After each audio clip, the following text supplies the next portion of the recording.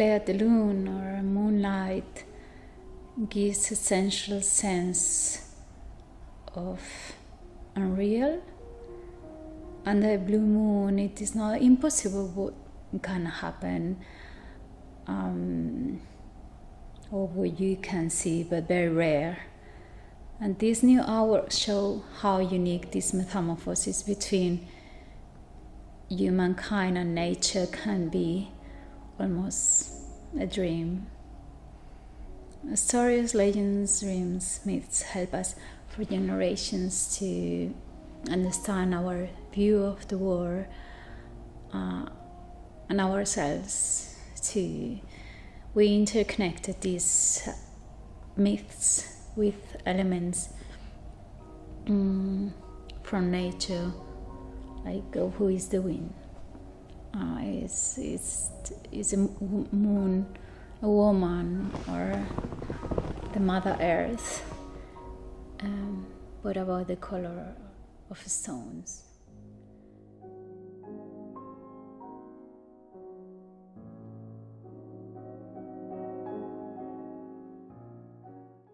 Altamira in North Spain. I went to the ancient caves when I was very young, and I fell for the very first time in my life. It was an artwork. It was like you could see the animals and how they were painted. I asked myself, how did they mix these colors, the pigment? How did they put it on the wall? It was pure magic. These anonymous artists were magicians. They were shamans. The way they connected myths and life, nature, and pigments is still very contemporary. And so much as we connect modern myths with lucky stones, rings and thrones.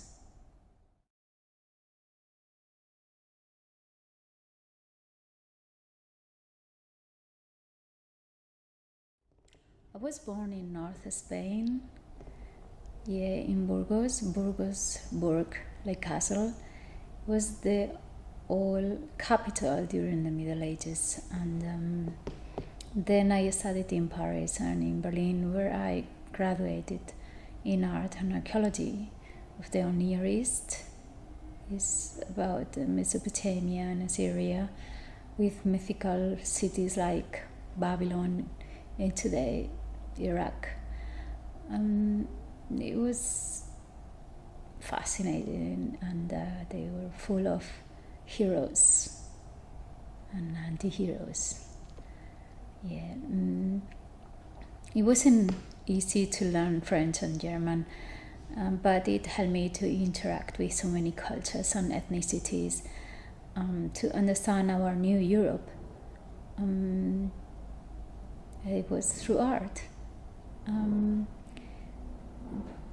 During an internship in the Bergamo Museum, my professor, he was at the time director, and he said to me, Amalia, the war needs art.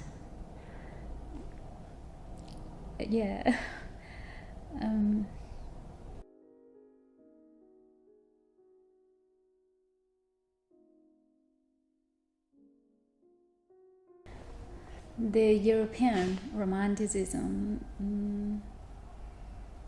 the Spanish is perhaps more brutal, the German a little bit more idealist.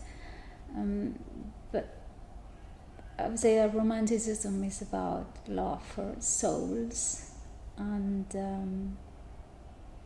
an inner desire to create something divine and sublime, something eternal but kind of obscure, dark, like the German definition of dark Romanticism would be like a Strasse romantic. So spiritually spoken, I suppose I am a neo-romantic. Yeah.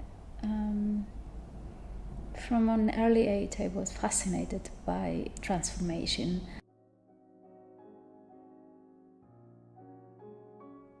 For example, when the Little Mermaid disappears in the water, I thought that is only a metamorphosis of her shape.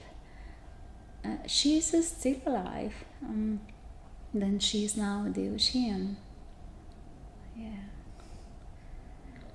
My nymphs, Jungle Man, Panther warriors are immortals. They are coming like from the apocalypse or not, but they are fighting to be there. You can feel a symbiosis between all myths and contemporary urban stories. It's about new and all, and too about West and East.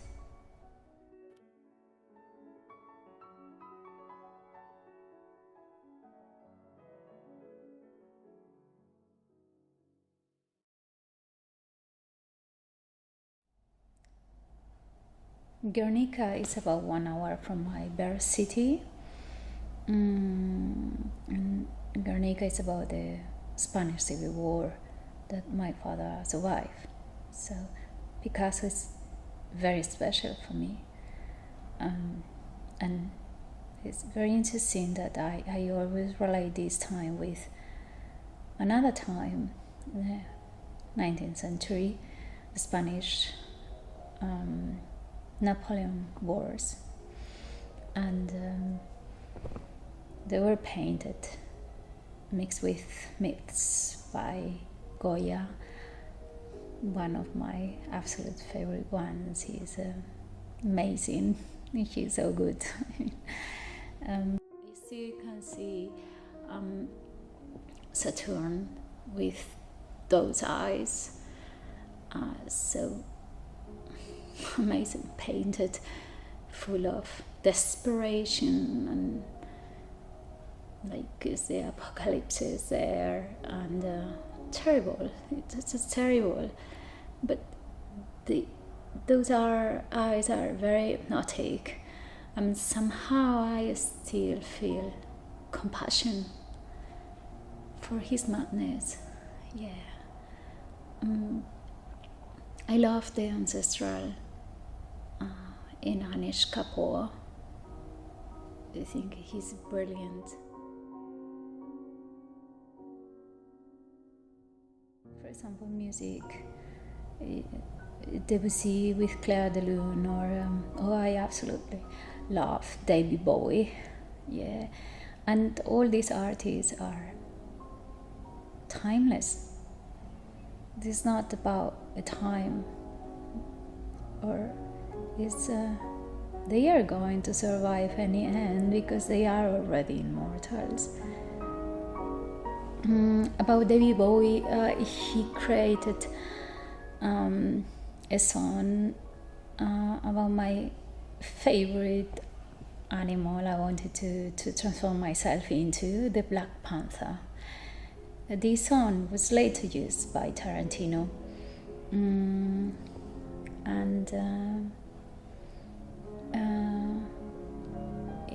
it was for the movie Cat People from the 80s, and it's a remake of a film noir movie.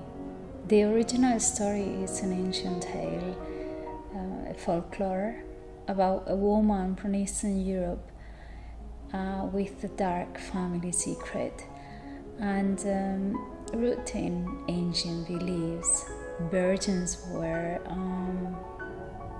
offered in sacrifice into the caves of Black Panthers.